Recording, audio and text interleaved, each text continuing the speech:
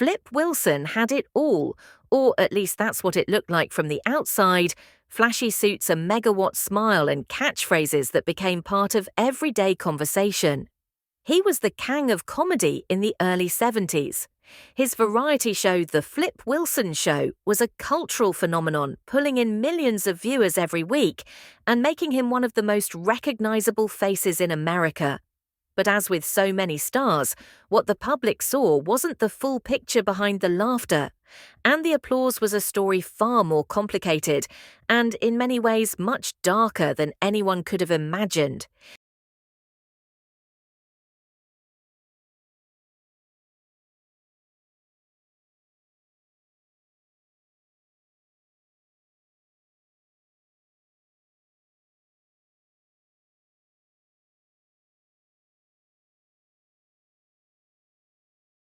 Before the fame, before the success, Flip Wilson's life was anything but easy.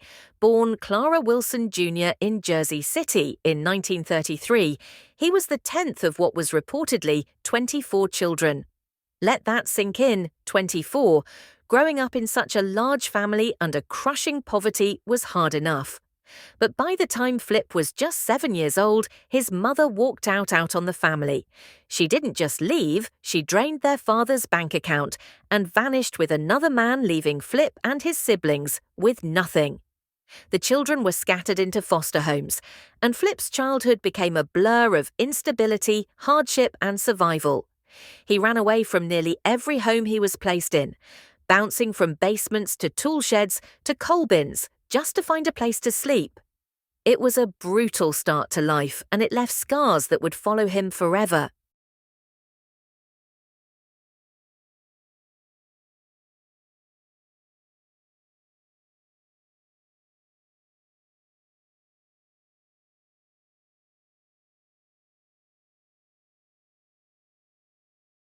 By the time he was 16, Flip had had enough, determined to escape his circumstances. He lied about his age and joined the military.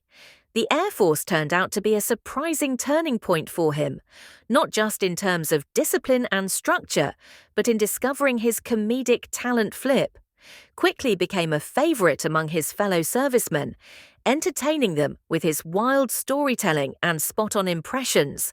His humor was sharp, quick, and often self-deprecating. It was in the barracks that he earned the nickname Flip and Nod to his unpredictable personality. The military gave him more than just a nickname, though it gave him his first real audience. He began performing at different bases, honing his craft, and realizing that his knack for making people laugh could be more than just a way to pass the time.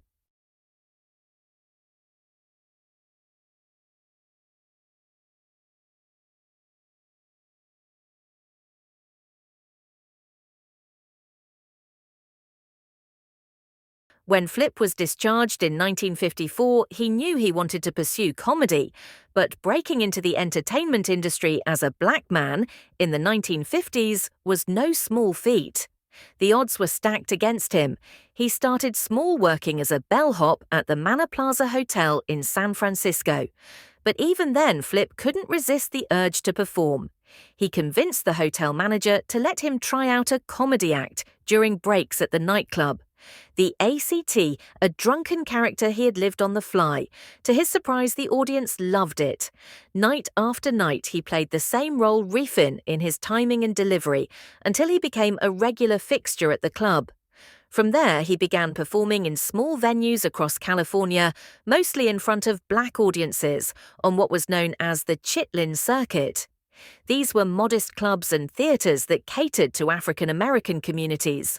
A far cry from the glitz and glamour of Hollywood, but a necessary proving ground for many black performers of the era for years. Flip scraped by living gig to gig.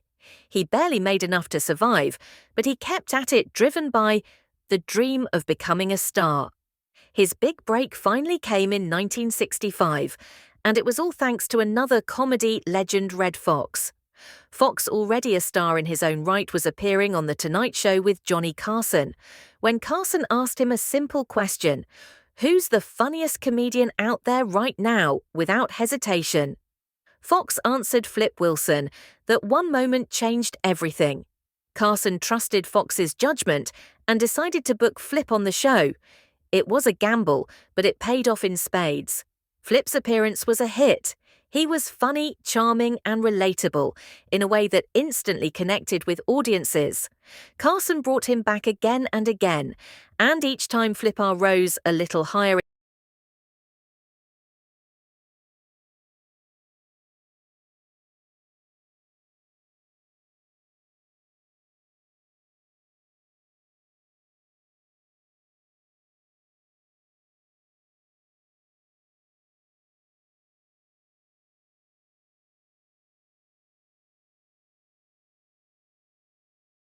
From The Tonight Show. Flip quickly became a fixture on other popular programs like The Ed Sullivan Show and Laugh-In. He even made guest appearances on sitcoms, like Here's Lucy, showcasing his range as both a comedian and an actor. Perhaps his most famous early routine was Columbus, a hilarious reimagining of Christopher Columbus's journey to America. In Flip's version, Columbus persuades Queen Isabella to fund his trip by promising to discover Ray Charles.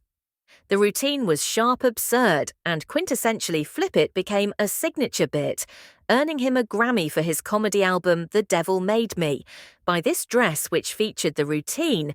But it wasn't just Flip's talent that set him apart. It was his ability to make people laugh without making them uncomfortable. At a time when racial tensions in America were at an all-time high, Flip found a way to navigate the divide. His humor wasn't overtly political, like Dick Greger's, nor was it as raunchy as Redd Fox's.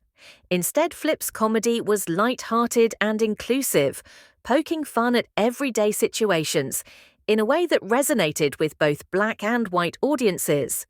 He had a gift for disarming people, for making them feel at ease, and that made him a favorite in living rooms across the country.